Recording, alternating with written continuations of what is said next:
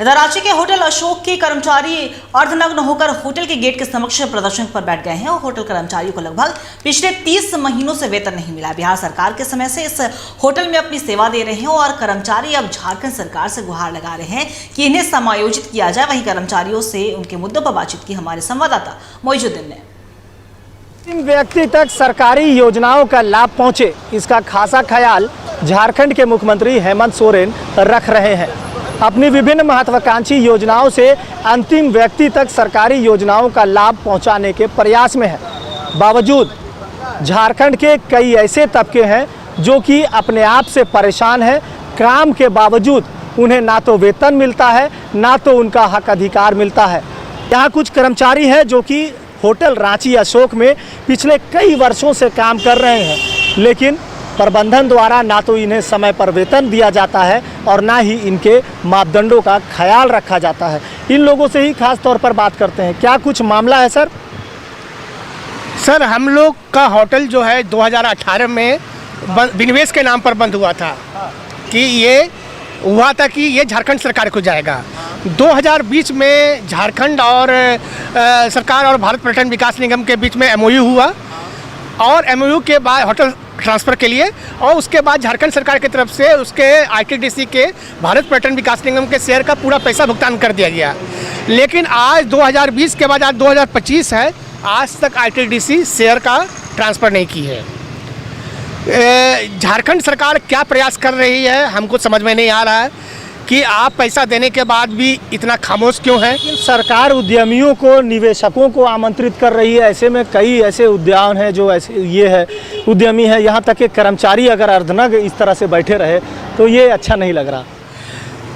देखिए, हम क्या बोले कि अभी आज से 15 दिन पहले हम शिबू पुराण लिखे सरकार को सम्मान देने के लिए, और 15 दिन के बाद जैसे शिबू पुराण लिखे तो सरकार मेरा कपड़ा उतरवा दी, बोले कि अब तुम रोड पर आने लायक आदमी है।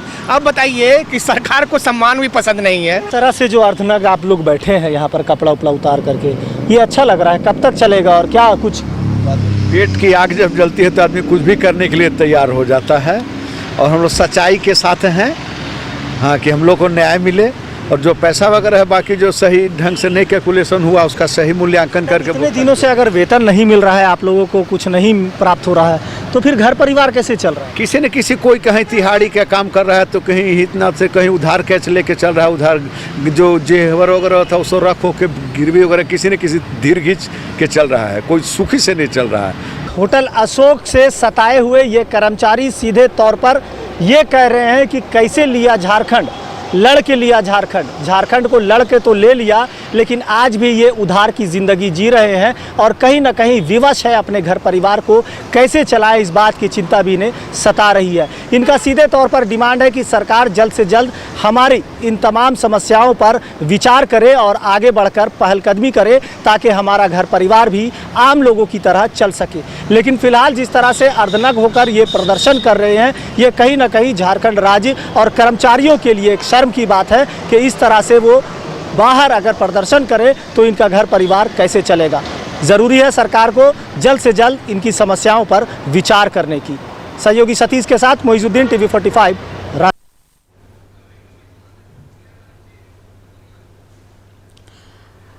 तो देखिए, आप प्रदर्शन पर बैठ गए हैं। 30 महीने से वेतन नहीं मिलने के कारण कर्मचारी परेशान हैं। होटल अशोक के कर्मचारी बताए जा रहे हैं जिनका कहना है कि उन्हें 30 महीने से वेतन नहीं मिला है, जिसकी वजह से उन्हें काफ़ी ज़्यादा परेशानियों का सामना करना पड़ रहा है। और बिहार सरकार के समय से ही इस होटल में सभी कर्मचारी अपनी सेवा दे रहे हैं और कर्मचारी अब झारखंड सरकार से गुहार लगा रहे हैं कि इन्हें समायोजित किया जाए।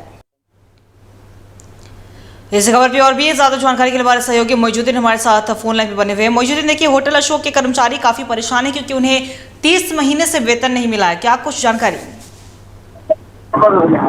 अंकिता, देखिए, सबसे पहले बात करेंगे रांची स्थित होटल अशोक जो है, इसकी स्थापना अशोक ग्रुप और भारतीय पर्यटन विकास निगम लिमिटेड, या कह सकते हैं कि ITDC के सहयोग से हुई थी। और ये होटल जो है वो बिहार सरकार की समय से ही संचालित है और उस समय से यहाँ काम करने वाले जो कर्मचारी हैं वो अपने 2 से 3 पीढ़ियों तक यहाँ काम कर चुके हैं। लेकिन पिछले 2.5 से 3 वर्षों से अगर इनका वेतन नहीं मिला है तो इस बात को लेकर ये लोग नाराज हैं और इसी नाराजगी के साथ होटल के बाहर अर्धनग्न रूप से यानी कपड़े उतार करके प्रदर्शन में बैठ गए हैं और सीधे तौर पर ये आरोप लगा रहे हैं कि हमारा वेतन क्यों नहीं मिल रहा है। सरकार से भी यही बात कर रहे हैं, आईटीबीपी से भी यही बात कर रहे हैं और यहाँ तक के होटल अशोक मैनेजमेंट से भी यही बात कर रहे हैं कि राज्य सरकार को आईटीबीपी से समन्वय स्थापित करके इन तमाम चीजों को क्लियर करना चाहिए। हालांकि इनका ये भी कहना है कि इससे पहले भी सरकार ने पैसे भी दिए थे, तमाम चीजों को एमओयू भी किया गया था, लेकिन अब तक ये मामला कहीं न कहीं अधर में लटका हुआ है।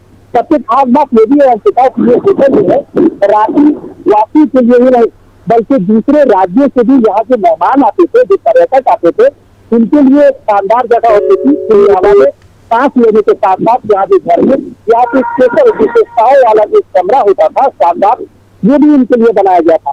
लेकिन अब हालात इस कदर है, यानी कि जो स्थिति बद से बदतर हो गई है। अब होटल जो आलिशान हुआ करता था वो अब एक तरह से जीत बांग्ला की तरह दिखने लगा है और बड़े बड़े पौधे झाड़ तमाम चीजें सामने आ गई है।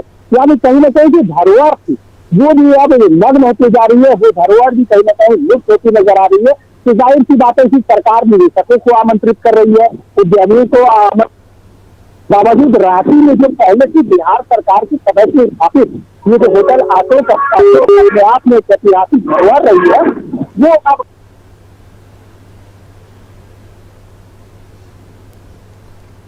लेकिन फिलहाल जिस तरह से ये जो क्षेत्र है रांची होटल अशोक, ये करीब यहाँ पर कह सकते हैं कि 30 से अधिक ऐसे कमरे थे जो कि स्पेशल गेस्ट के लिए भी यहाँ पर बुक किए जाते थे।